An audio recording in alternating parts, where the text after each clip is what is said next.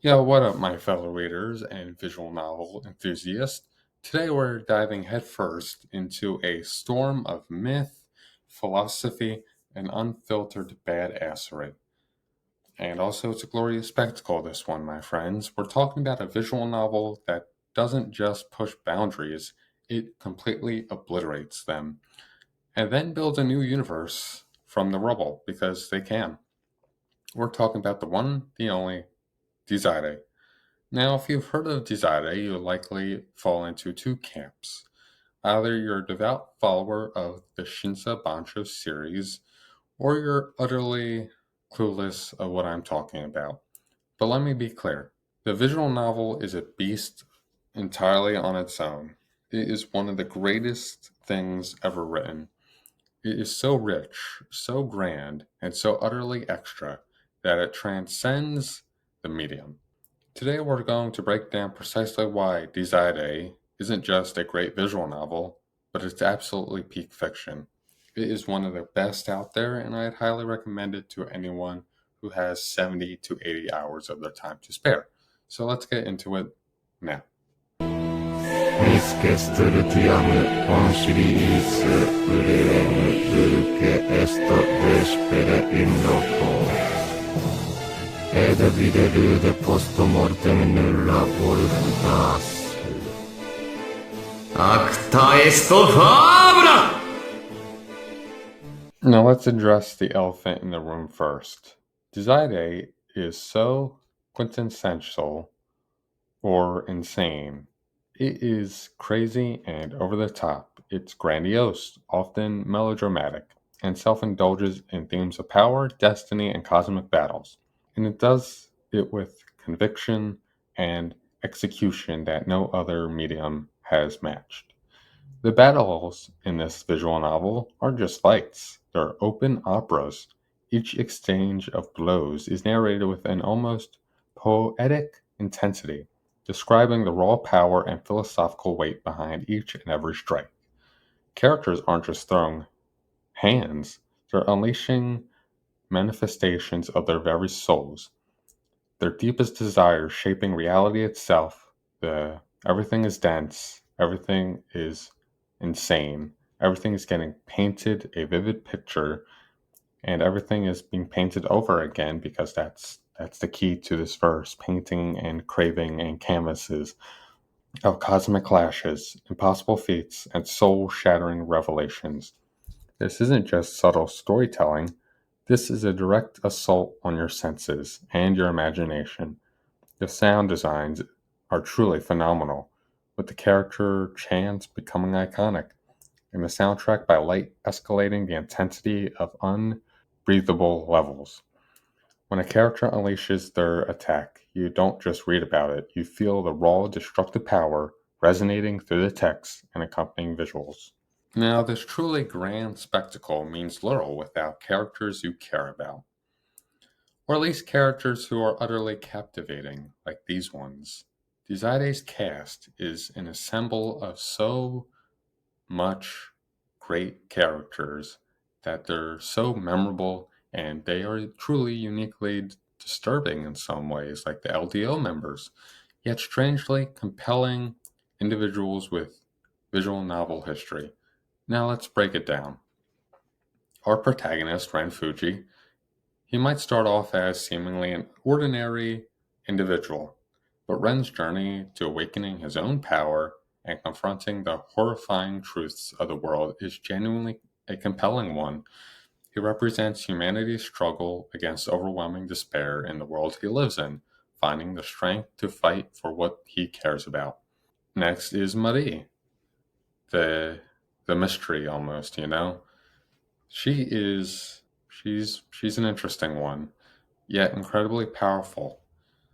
She forms the heart of the narrative itself. Her existence is tied to the very nature of the universe, and her pure desire for connection is a stark contrast to the destructive forces around her.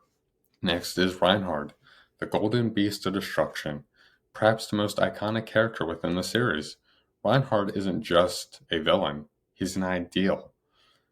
A man who loves everything equally, who embraces all of existence, everything equally. The light, the shadow, beauty, ugliness, light and shadow, death and life. Valhalla is basically his domain. He is a charismatic character. He is a terrifying character. His power is an overwhelming one to Ren Fuji to the point where he's like, oh shit, I gotta fight this guy? Like me? Of course, that's before that. And then he awakens his powers like, we're swinging. I don't care. I don't give an F. We're swinging. But yeah, these characters are truly great. But who is the creator? And that is Mercurius himself, the serpent, the true puppet master of Desire, a being whose very existence is shrouded in mystery, and who manipulates events across centuries, millennia, and eons. His intellect is staggering, his understanding of the universe is profound, and his true wish is the ultimate twist that recontextualizes the entire story. He just wants to die. He wants to die, and he wants to see the unknown, which he does in some rounds. Some rounds. Then we have the LDO members who are insane in their own right, but I think they deserve a different video on their own.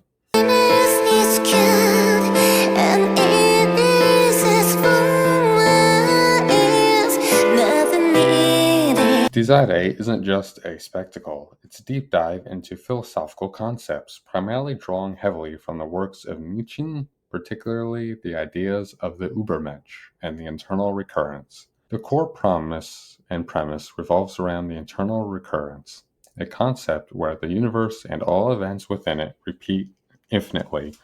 Mercurius's ultimate goal is to achieve his perfect eternal recurrence, a world shaped entirely by his ultimate desire. The concept is explored through various character arcs, such as Reinhard embodies the Übermensch, a being who transcends conventional mortality and morality, embraces suffering, and wills their own existence into being. Loving every moment equally, his path is one of absolute self-overcoming. Mercurius's motivations are tied to an endless cycle of searching and dissatisfaction, a twisted version of the eternal recurrence born from his loneliness. And there's also the protagonist. Ren often struggles against the weight of a predetermined fate, attempting to break free from this cycle and carve his own path, asserting his dominance against the cosmic forces that want him to follow a certain path. But beyond this, the visual novel incorporates elements of different philosophies too, with concepts of a hidden truth, a false reality, and the quest for true knowledge. The powers and abilities often tied to their users, and their souls, and their deepest desires reflect their inner cosmos and how they project it into the very world itself. 私は全てを愛している。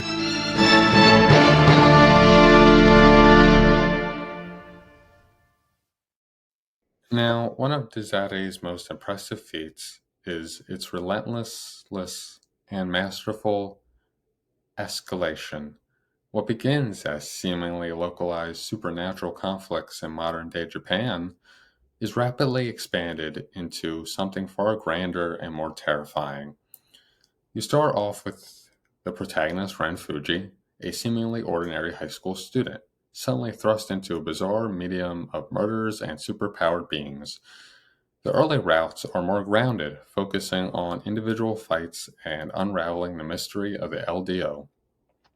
But with each successful route, and you may play them in their intended order, the scope of the conflict expands exponentially. By the final route, you are no longer witnessing street brawls. You're witnessing clashes that literally threaten the fabric of reality and the multiverse itself. The stakes escalate from the survival of a city to existence across all and any timelines. This constant raising of the bar without ever feeling, oh my god, this just power creep. We're going from street level to out reversal. It's not like I thought the show was about ninjas, Naruto reference, and now we're fighting people that can manipulate reality with their eyes. But it feels like it works. It works, and that's the beauty of Desire. It's never like, oh my god, these powers are out of control. This shit writing. But no, it actually works and is good. It's great, and it works into the story so well. また死を思うか。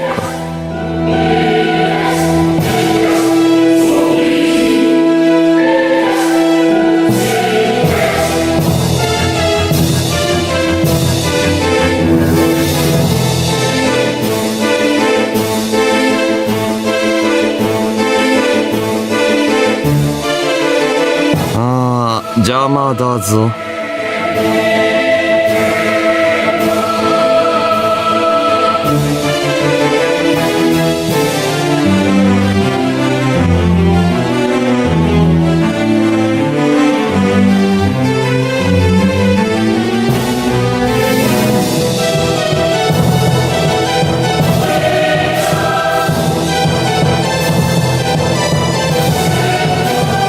But let's be honest here. Desire is not for everyone. Its infamous anime adaptation struggled precisely because it failed to capture the sheer overwhelming force of the original. The visual novel is dense, long, and unapologetically niche. The philosophical concepts and the rapid fire introductions of complex terminology can be daunting. It demands your active engagement and willingness to immerse yourself in its unique world. It deals with darker themes, intense violence, psychological horror, and features antagonists with undeniable ties to real world atrocities. It remains a mature perspective to its narrative without trivializing its more sensitive elements. While the action is explosive, there are also long stretches of dense narration and philosophical monologues. This is a deliberate choice, building atmosphere and character, but it might not appeal to those speaking and seeking faster paced narratives. But for those who are willing to take the plunge, for those who desperately want a narrative that isn't afraid to be bold or utterly over the top, Desire delivers an unparalleled experience. It's a visual novel that knows exactly what it wants to be: a grand opera and a philosophical battle royale between godlike beings fueled by intense desires and historical tragedies.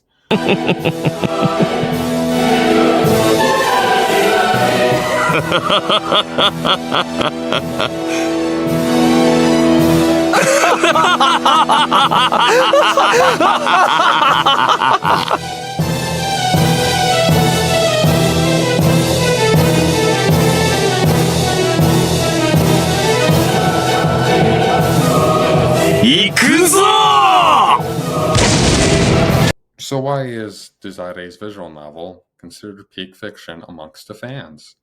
Because it delivers a relentless onslaught of unparalleled spectacles driven by a cast of iconic characters who embody fascinating philosophical ideas. It masterfully escalates its narrative from gritty street fights to cosmic warfare, all while inviting you to ponder the very nature of existence itself. It's an experience that isn't for everyone. It isn't for the average visual novel enjoyer, but when you get into it, you're really gonna love it. It's peak, the characters, Mercurius, Reinhard Ranfuji, the LDO members, also the expansive lore into Paradise Lost, K3, Avesta Black and White, Pantheon that's on pause, the new Fifth Heaven story that's coming out. It's all really good, and I would highly recommend anyone who wants a challenge to get into this series. But what are your thoughts on Desire? Is it peak for you? Or is there another visual novel that reigns supreme? Let me know in the comments below. Anyway, thanks for watching. Subscribe, smash the like button, ring that bell, do all that YouTube fancy stuff. Leave a comment if you want to. And that's it from me today. 101, signing out. See ya.